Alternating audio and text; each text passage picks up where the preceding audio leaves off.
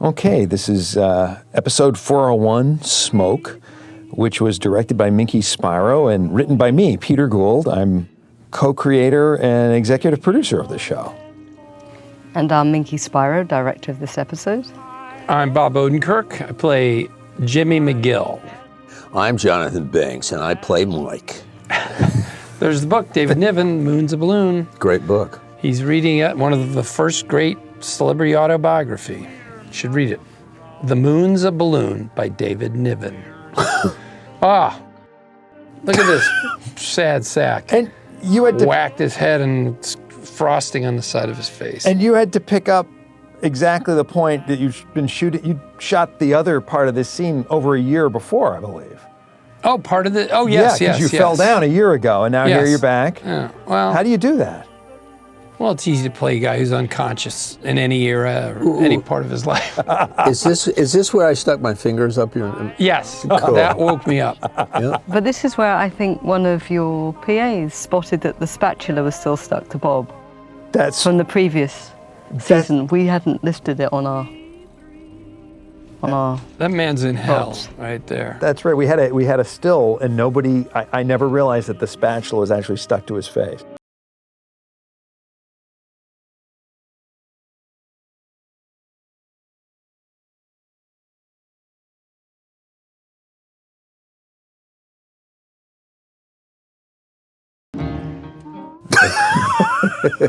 Oh God! This is. He's so Freddie sad. Mercury. Mustache. It's the first time we learn your full name. Gene Takovic. Interesting name. What are you thinking about when you play Gene? Ukrainian. Emptiness, scaredness, locked away. He's in a little prison inside his head, really. He can't be himself. He can't say what he's feeling. He can't even ask the wrong question. So it's a really weird, pressurized, lonely space that this guy's in. That's why I don't think he can carry on. I mean, it's obviously why he collapsed, right? It's all this stress inside him, right? Which comes out in different ways for people. And yeah, he can't maintain this life in hiding. He can't. Psychologically, he can't. It's interesting because I think Gene hadn't really spoken much in any seasons prior to this one. So Yes. we were having to find his voice, literally. Mr. Takovic? Mr. Takovic, sir? I'm so sorry. Would you mind? Oh, Jesus. There's a taxi coming. It'll just take a moment. I love the pauses in this scene, and I also love, Minkie, the way you shoot past this screen, and kind of you give this. There's this Kilroy effect. We're shooting past the computer screen. This scene is one of those scenes that you write and you have high hopes for, and then watching it, it's so much more than I even hoped for, because you guys, there's just so much tension in Gene. He's so invested in getting through this moment. And this girl's so upbeat. Erica Kreutz is Yeah, there. she's brilliant. She's wonderful. Great in this. Very upbeat, friendly, and that Midwestern kindness. And he can't believe she's gonna mess him up here. The black and white just sends me. Yeah. Pacific Northwest, right? He's like, are you fucking kidding me? I'm like hiding. Don't you know? I'm suffering. Beautiful. Oh, I'm sorry. You got a taxi. Go ahead. 531. Oh, He's gonna bite her head off. he's got to remember his fake Social Security number. I love the way your voice just goes up at the end on the 4. It's like a question. Yeah. 531-008714. It's yeah. It's just this makes me squirm every time. And we were lucky enough to premiere this episode in San Diego just before we started airing, and we were in a theater, and it's a different kind of episode because it's so quiet and tense, the audience was very quiet, and that made me anxious because I you want to know what's going over, but I think people were just squirming in their seats, especially in this scene, just waiting to see if the other shoe was going to drop for Gene. Yeah. He can't maintain this, Peter. I know you guys are writing the next season right now. Yeah. Oh yeah. You probably shouldn't talk about that here, but this cannot sustain this lifestyle. Yeah. It's not. You're kidding me. Oh, Jesus. Well, something's got to give. That's for sure. And this of course is an actual location in Albuquerque. This is all shot in Albuquerque. Judy Rhea and our production design team did Not in the winter. Wonderful job. Not in the winter, no. Even that snowy outside. It's always feels the very winter. snowy. Yeah, it was does. bloody cold. Yes, it was. And then this guy. Oh my God. This is so intense. See, usually it would end right here, right? And then you go into the show. So it's really cool that you stay with Gene and life gets, you really feel like he's done here, right? Relief first. Yeah. And then what does he see? Albuquerque Isotopes. That is the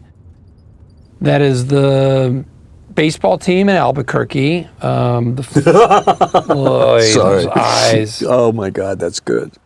This is such a beautifully directed and cut sequence and acted. I want to give a shout out to Skip McDonald who cut this episode, because it is I think it's like a master class in when you see what you see. The question is that guy staring at him, or is that just in his mind that those eyes are so piercing? But I think he feels like he's definitely been ID'd at this point. I think that's the way we were trying to go. Yeah. It really feels that way. Excuse me, this is good. I'll get out here. I'm scared right now, and I already know what happens. I'm like, I remember when we laid all this snow down, we were worried that it wouldn't feel like snow, as we said, but at least it was so cold that your breath registered, which is always the giveaway when you put snow down. But here it was... the way that smoke is rising is cold. Cold world. Now, did they bring in the vacuum cleaner to pick all that up at the Yep. end? Yeah, that huge vacuum. And we've shot in Albuquerque for long enough that we start having trouble with locations overlapping, and actually Jesse's Mum's. parents' house is right across the street here, so we're always on the lookout for things like that. I think it We were works just told great. to avoid it. Yes. It's just behind you off camera there.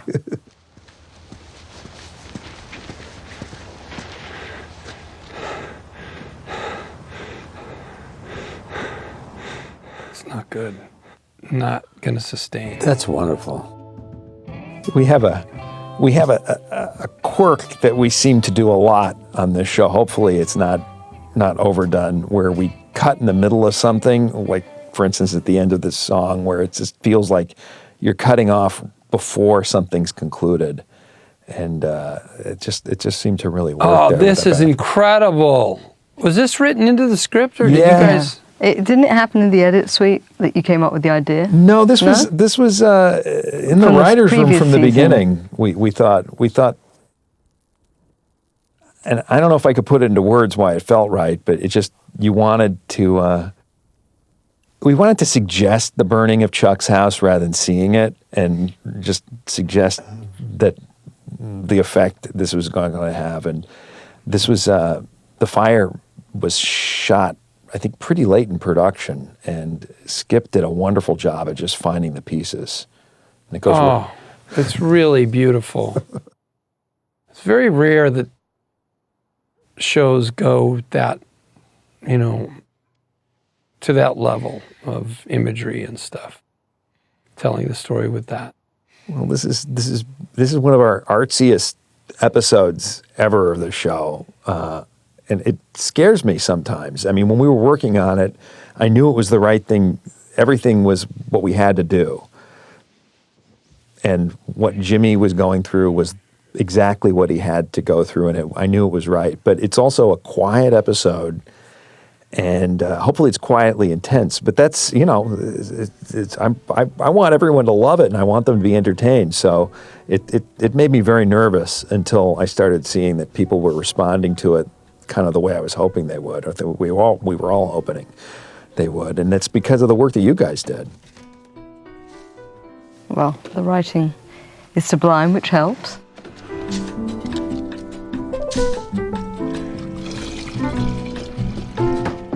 This was, the morning routine, which comes back in this episode, right? That's right. For the whole season. Yeah. As it turns out, Yeah, which is what life is, routines. Wait a second. We're not going to pass on that. This is what life is, just routines, for Christ's sakes. That's what it is. It's most of my life is like robotic, get my cereal, get the same drink, have it. I don't like when it gets interrupted. You need me to walk around with you. Yeah, you want me to disrupt my routine? And just comment.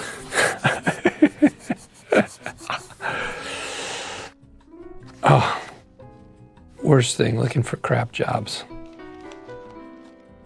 Yeah, you seem to be, he seems upbeat about it. Yeah. Well, yeah, but he hasn't had to go in on those meetings yet, but he's trying to maintain a good disposition. Look what a good boyfriend you are. He's her great. A cup of coffee. He's the best. Hamlin calling me Genite. Not gonna take it. And this season we changed the set for Kim's apartment just a little bit. Judy reconceived it. It's all the same basic pieces, but they fit together a little differently. And we have a cyclorama outside the windows, which is different. Although you don't see much of it in this episode. I didn't notice anything different, Peter. I didn't know that the set had changed. It's pretty subtle. I'm glad you didn't notice. This broken arm thing. I know. Poor kid. If you would please let him know. I really need to talk. What's Hamlin's problem? It's Chuck. Uh-oh. Now I'm remembering what happened to Chuck. This piece of music is very interesting. I got very used to watching this scene with a lot of sound effects. By the way, I hit my mark perfectly. As always. Like crazy driving. You're going to be really sorry if we ever get rid of this esteem. Yeah. Oh, how'd you get a sweatshirt without the hood? Oh, yeah, this is one they've always had. That's a great be good one. to have, right? Do you want one, John? I love that. University of American Samoa. It's funny. Lawyers that I know just crack up. They just, the best. And Peter, for you, it was important we never saw the house before. I think it was what we discussed, to really reserve the look of the house, partially to say. Amazing job. Yeah. Amazing. Yeah, that's an effect shot. And it was That house tough. is standing, everyone. There's nothing wrong with that house. They didn't burn it at all. And this shot is also an effect shot. It's one of the longest that we've done up to this point. Oh, I'm sorry, the next cut. But it is an effect shot. This actually is an effect shot too, believe it or not, of that electrical thing.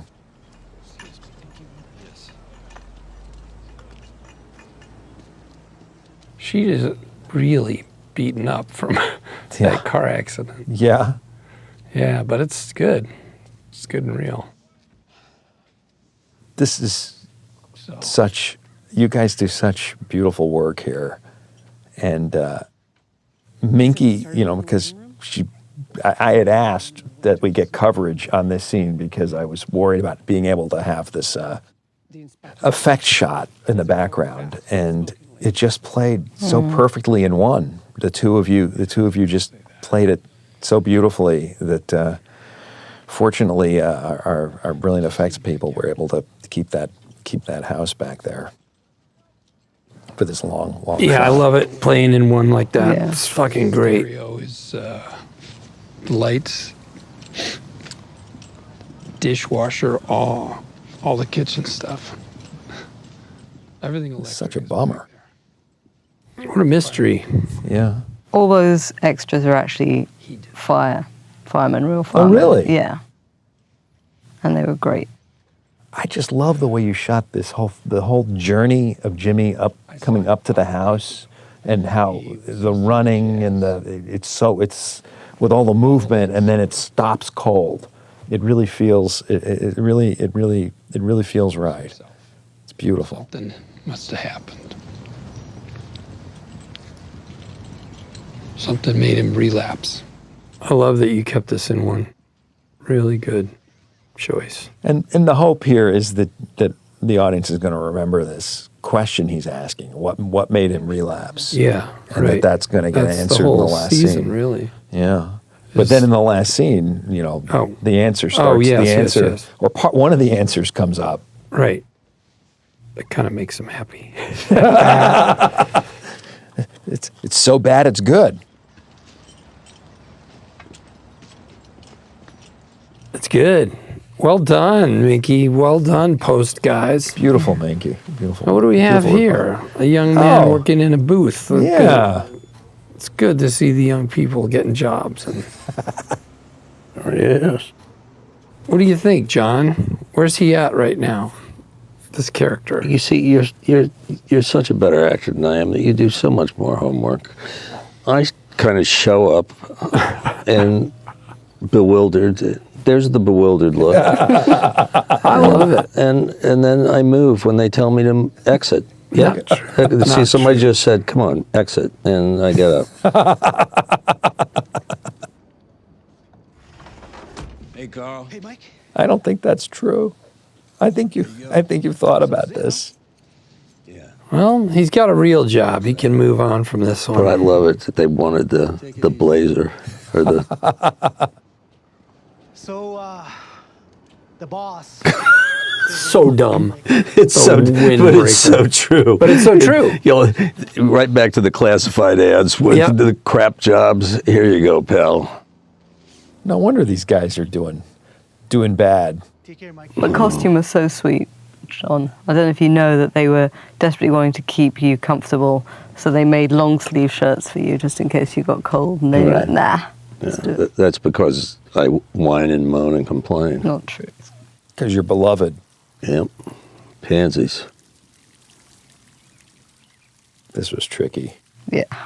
This is originally written with a whole lot more water, but people getting wet, and then it was explained to me that it was January in Albuquerque, and maybe we didn't want to get a child wet. Because it was originally written with she's playing in the hose. That's right, playing in the water. Yeah. Really? Hey. Gee, things seem to be pretty good with Mike's family. Having fun? 5 more minutes, please. Mike's doing okay. Yeah. That's it. Yeah, his life is good. There's these moments in these shows where the characters have decent lives. I love them. It even happens in Breaking Bad with Walter White. There's moments where you're like, okay, Are you sure? What about your you could hold still here and you'd be all right. Really? Yeah. Just for the audience, this house we've watched it renovated over a period of years, and it's really turning into a great old, I guess it was built in the 20s? I think even before, I think it's the 19th century, isn't it? No. Because there's something you see out in front. There's a block that actually is to get on and off of a horse or on and off of a carriage. That is true. So I think this goes way back. But I was going to say, too, Carrie, who plays my daughter-in-law, was a jockey in Ireland. And raced horses. Wow. She's a great actress. She Good is. actress. She is. Carrie Condon. She's in 3 billboards over Ebbing. So, he's got free money coming in. Should be good. Get to watch the game every day. Don't have to do nothing. It should be noted he's a Phillies fan, and they tanked this year. Really? It's unbelievable, Jonathan. You look at your face, you just know that there is something stirring in there.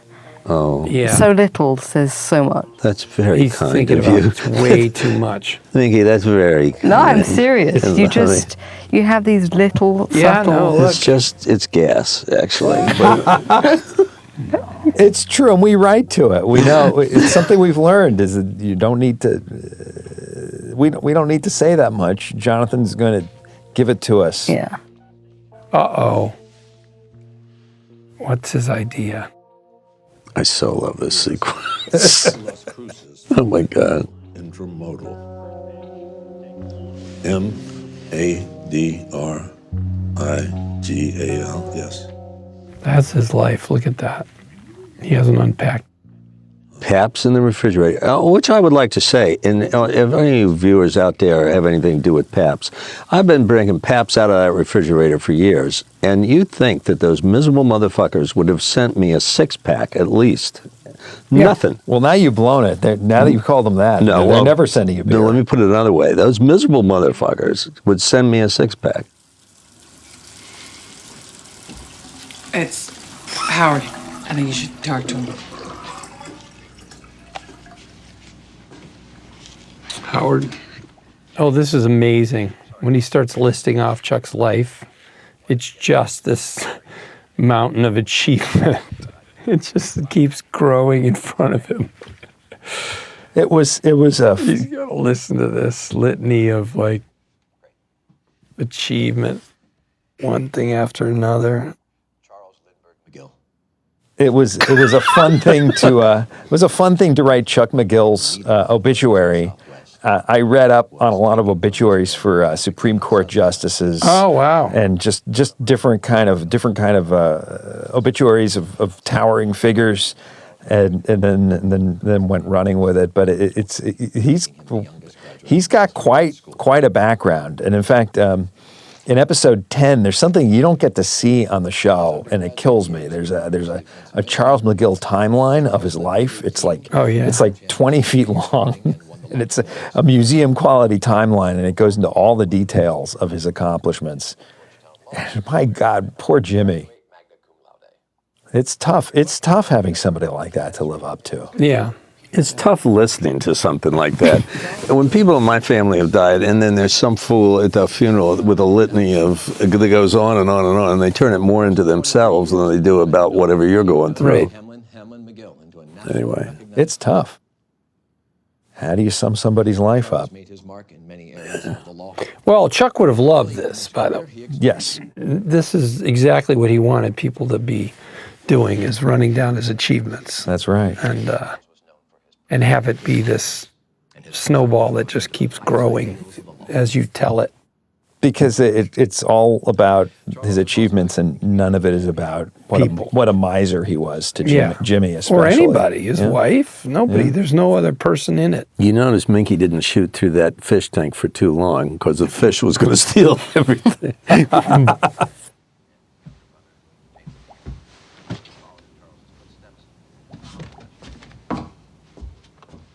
Poor Jimmy is doomed. He'll never get around that boulder of achievement. I remember unfortunately I wasn't on the set for a lot of this episode, but I was there for this. And after Kim hangs up here, there's a long, quiet period. And the way we shot it, it was even longer, but I found it riveting. I still do. And we shortened it up a little bit, but it just feels like the air is full of so much emotion and so little motion. Lots of emotion, not a lot of motion. How do you, so Minkie, when you're thinking about one of these scenes, how do you figure out what you're going to do? How do you figure out what to start with? What are the things that you do before you go off and shoot? So I will often draw scenarios in my head, even for stillness, because that will inform me, first of all, how I want to approach the scene. But then, once Bob and Rhea are involved, it becomes a different beast. And then when we're on the floor together, but it's always important to come with some kind of it's not necessarily a plan, but just some kind of vision in your head of how you saw it. And we'd spoken about the tone of how you wanted the scene to go in a kind of stillness. So it was finding camera angles that would hold for those periods of time. But don't you, even when you're on the road, have a whole wall full of Post-it notes and drawings? Am I right? Yes. Yeah. And the hotel room is just full of images to do with Better Call Saul. Really? Yeah. What kinds of images? Screen grabs that I respond to from all seasons to date. Yeah, that's and great. There's something about being in a hotel room, which is often very bland and Not to say they don't put us up well, folks, but Yeah, it's just a... so literally any wall space is covered in imagery. Well, all that work really pays off. I like that transition there. Yeah, he's stuck. It's our most artsy episode ever, and it's great. It's full of feeling. Yeah. And this is actually from your episode. That's true. This is a couple of shots that I did for episode 310. That's right. Just to get us back into the swing of things for what's going on in this side of the story. So I like this show, it's all about layers on many levels. So I don't know if you can see the foreground of that is actually a construction that we put to the frame. Mm-hmm. That telegraph pole and oh wow, it's something that Judy built for us. I see. Look at that. To build to again give depth. It's great. I think we shot a similar shot in another season without that, and with adding that foreground makes all the difference. This is also one of those scenes where Dave Porter, our composer, really brings it and adds an element that just pulls it all together.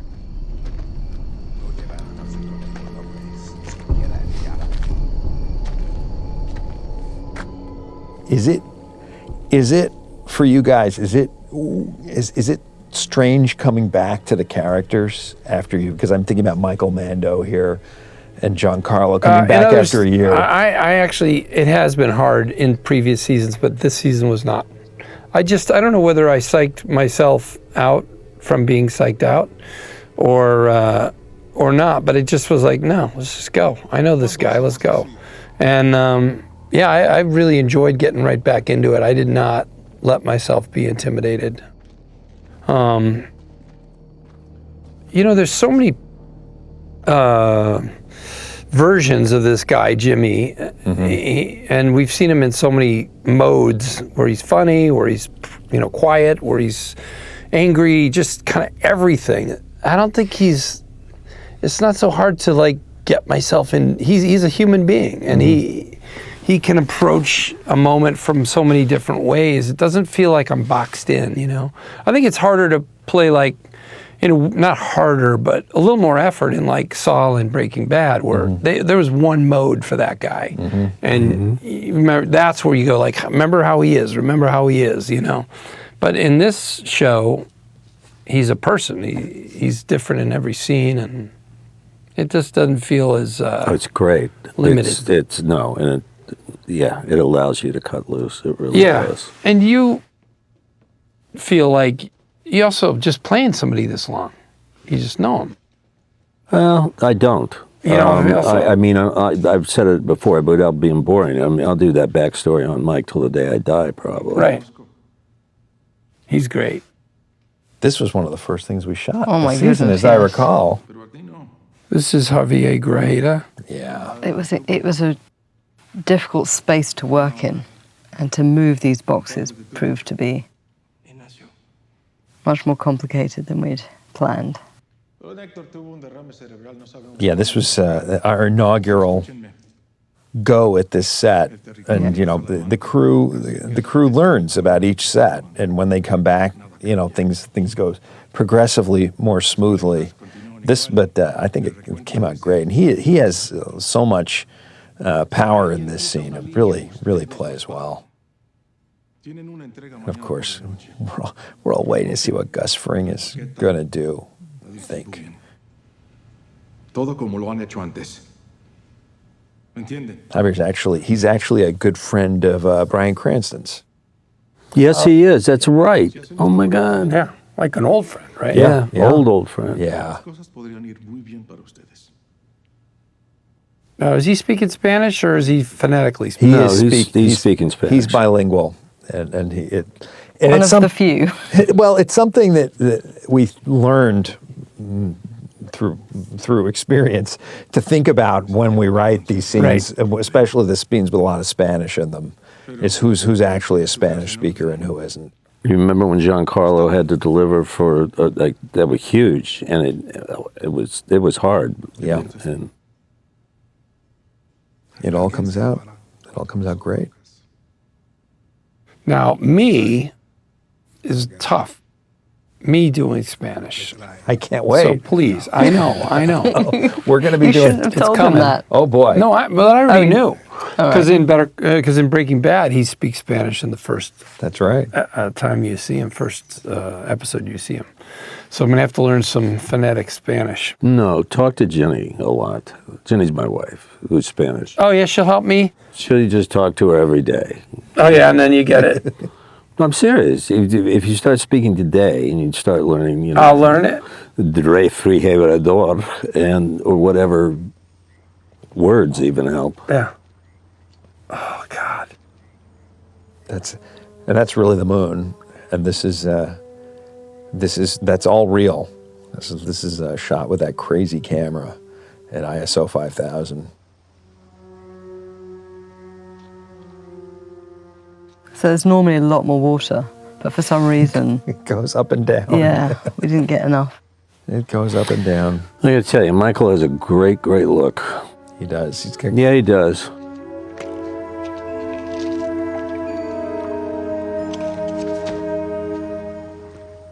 I'm poor Nacho. Of course, he thinks he's home. He thinks he's home free right now. I think he feels like mission accomplished. This is one of my favorite shots. Only just because of the technical achievements to get it, to get the car in that position, to take the car door off, and to be able to do that pullback. And it looks effortless. Jeremiah Bitsui. The crazy thing is, they know exactly what he did there. Mm-hmm. I mean, there's no mystery in a way, even though he did a good job of handling this. It's just Gus is too smart. Yeah. And Gus is, you just don't really want to go up against Gus. Gus and Mike are two guys you don't want to cross. Yeah, they're thinking about every possible scenario. When you realise where this particular bit of casting goes, I think it's a priceless bit of casting. This is as a Mike lookalike. This is Jordan Lagg. He's great, and Joshua Bob playing his son. It was an interesting. We had this long. I think we spent the better part of a week talking about how does Mike break into this Madrigal plant. How does he get a pass? And this turned out to be the most elegant kind of misdirecting version here. But it's also, this is what, a lot of our characters don't get to do. Okay. Which is the bike. And? Thanks. He's really good. He did a self-taped audition on the streets of Manhattan in the snow. Oh, yeah. Oh no! It was great, and it also made me nostalgic for my hometown. So it was a terrific audition. He's a really good actor, and we ask a lot from somebody coming in for one episode or for a couple of scenes. Yeah, and this is his scene, and right for this moment, it's the Barry show. Right. Almost if you just turned over to a different channel, you wouldn't know this is a Saul. That's right. Episode. And I just love the way you put this together, Minkie. I'm always impressed by and thankful for the simplicity that you guys employ in the editing room, because we do cover a lot on the show. But it always makes me happy that you have your instinct is to keep it simple. Well, I think the hope is that every cut means something. Right. And also, sometimes you just find, and sometimes it's not, the shot's not the one you expect. No, it's the not. one. It's the right. I mean, it's the right one. Minkie using the briefcase in the foreground and shooting over the top of it, or the light in the back of the car that's blinking and blinking and blinking. Minkie Spiro has studied films forever. You have too. Yeah, it's true. I can even tell you where a couple of those shots come from. This was one of the hardest transitions that we were deliberating to try and get this pullback from your badge. But it pulled off. Look at that. I love that. You would. I look short. What are you talking about? It's just art. No, you don't. This little half moon. It's like the shark fin. The half moon.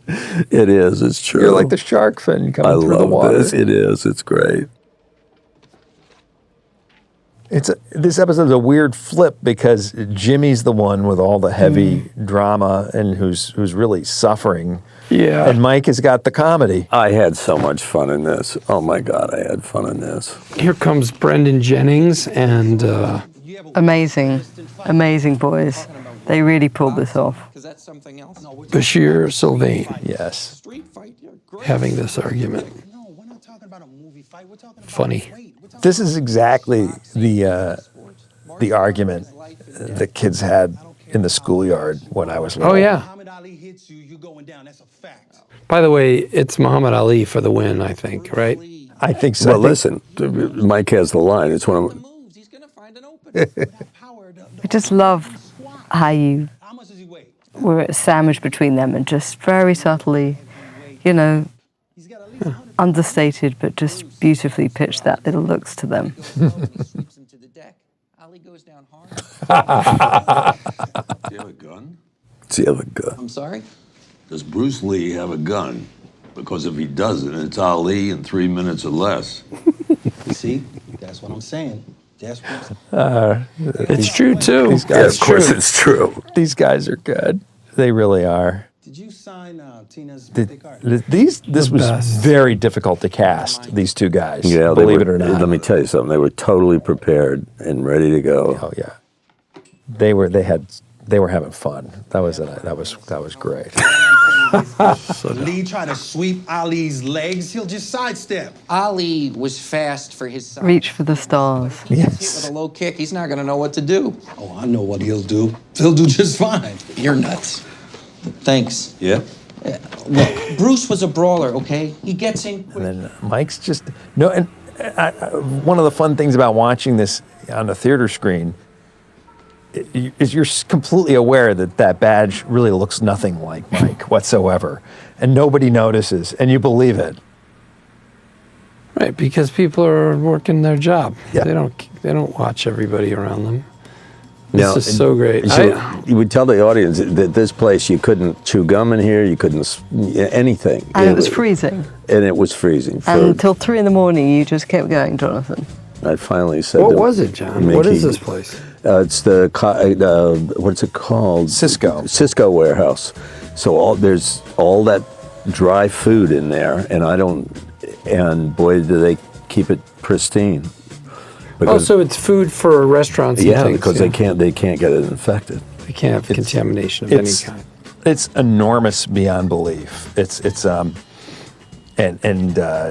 just there's so many visual possibilities here, and Minkie uses them all. And those forklifts come flying through some of these. You really, I mean, there's one gag we wanted to do, which was the lights were all sensor driven, but that would have caused a lot of time and efforts for reset, so we just kept them all on. So the lights, in other words, the lights come on when they sense somebody nearby. Yeah. So they flicker on. It's a very unusual place to be. They've been very nice to us, and it's much appreciated. They were great to us. And this I hated. Why? A couple of times, just getting that crap out of there and trying to reveal what needed to be revealed. I had to jump into a garbage bin with coffee grounds and crap. It was fun. I loved it. I love that kind of craziness. 2 a.m. doing stuff like that. So it's always makes me amazed. Mike is just so ballsy. I love that this is what he's doing, is that we discover he's going, I'm going to do my friggin' job. You're paying me? I'm not going to get caught out on this. Ramirez, team leader. I love it that he's clocking him for his badge and we blatantly put his fake yes. one there. May I ask why none of you guys are wearing a lift belt? Lift belt. Oh, we don't usually. Stop what you're doing. We appreciated this guy cutting all his hair off for us. That's true. That's true. He had a beard and long hair, and oh, did he? Yes, he was very nice. A sweet guy. Good guy. Hey, hold up! Shut it down. Shut it down. So there's a couple things Mike's doing here. He's causing trouble. Mm-hmm. He's kind of pissed, right? He wants to get a call, right? He wants to get called in, right, Peter? I think, yeah. It's a little bit of a fuck you, right? I think he's, if I'm going to get paid, it's what you said before. If I'm But going to it's get paid, also I'm going to do something, and to hell with the consequences. And then also in the next episode, he explains, if I actually show up, if it's just a no-show job, then maybe someone but might Mike tease goes it out. far beyond that. The more information he has, then the more money he's going to get for himself. The simplicity of it, and he knows Lydia's dirty. All you got to do is find out about it. Find out what it is. This was great. This is actually, weirdly enough, it's the same location. This is Cisco's office that goes along with the warehouse. Wow. And it's just vast. Everything about this place is vast. I love the way you shoot it, Minkie. It's just Thank you. It's a lot of fun. All the comedy here. Mad. That was done on purpose. And this was a mouthful. Oh, this yeah. is like something Bobby had to do every day. This is a mouthful. You did it. You did great. Gee, thanks. Security consultant. Well, all due respect, I don't know anything about a security consultant. Well, you wouldn't, would you? Maybe you best call corporate. Try Lydia Rodart Quayle. Ooh, he's causing trouble. He is. He's an angry guy. This is grand. I can't believe you got everybody to show up. It's amazing. It's all the faces from all the years. It's wonderful. And there's a wonderful actor. Ed what a wonderful guy, yeah. Boots of Karis. Dennis, wonderful. People came in just for this one scene. And thank God for our producers too, who had to figure out a way to fly all these people in and understood the importance of it. Yeah. And the idea was that every single one of those shots to now, all 4 of those characters were all shot in the same way. So there's this repetition of all the time. Right. So Jimmy having to receive condolences. I really like it, Minkie. Funeral scenes are tough because it's one of those things that everybody's done a million times, and I think what we tried to do was to make it about what Jimmy's feeling and his psychology, instead of just trying to do the whole funeral. Yeah. And what a good woman. Oh yeah, Anne Cusack. Anne's great actress, great person. Fabian, totally tortured at the moment. He really was brilliant in this episode. He really delivered. He was wonderful. Home run. Yeah. Post-funeral zombies. Yeah. They need to eat something. Yeah, I think you're right. And then what's this? Howard's sitting outside. The hell's going on? Oh, he looks like a wreck.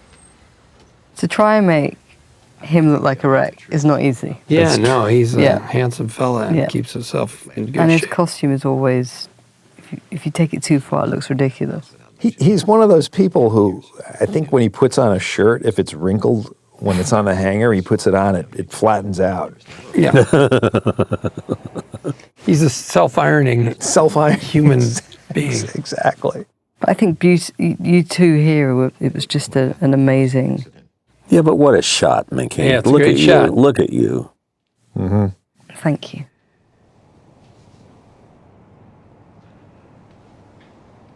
You probably heard Chuck was retiring from HHM. But that's not the truth. The truth is that we had a disagreement. Yeah. Now we're falling into the thing which you're not supposed to do on these, which is to start watching the scene. But it's a hard scene. No, it's a damn good scene. It's a hard scene not to sit and watch. Fabian's rocking it hard, and you are. The two of you are just sublime in this one. All three of you are, and it's. I was so thankful that this played for the audience because it's a lot going on inside people, and not a lot going on outside them. I'd like to point out it's a different fish. I don't know. The representative from PETA, Jonathan Banks, is here. It is. You're right. We are. Here's the. We were taking big risks. Yeah. Here. About how much is going on inside the characters, how much is said, what's unsaid, how much we're hoping the audience puts together. And they did. They totally got it. Yeah. And they got that this lightened Jimmy's load to find out that he was the cause of the thing that turned his brother and made him. That's about as old as I've ever seen Patrick look, right there. You always seem so strong.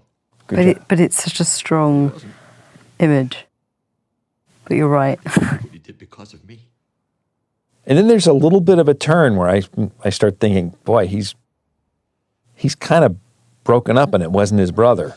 Well, Howard, I guess that's your cross to bear. Oh, that's cold. Every time we shot that and you said it, it's still just good. It's everything. It's the words and it's also the reactions. Yeah. and then going to feed the fish, as you do. Big smile. Back to life. This is just great. Take some coffee? Maybe want some? It's a pretty subtle twist. It is a twist. Very subtle and deep twist. Whistling. She's like, what? She's amazing. There you go. That's. Oh my God. What is I wanted to see more. It's a hell of an episode. I was supposed to leave about a half an hour ago. And I stayed for the whole thing. Well, thank you for staying. It was just before we go. Minkie, what an honor, though, to be able to work with you. And please come back. And the feeling's mutual. I cannot tell you. It is a joy and a privilege to work on this show. Great job. Privilege. It really is. That was fun. It was a very risky episode. I'm glad. I feel like it worked, and I'm really happy for it. Yeah. So thank you guys. Thank you.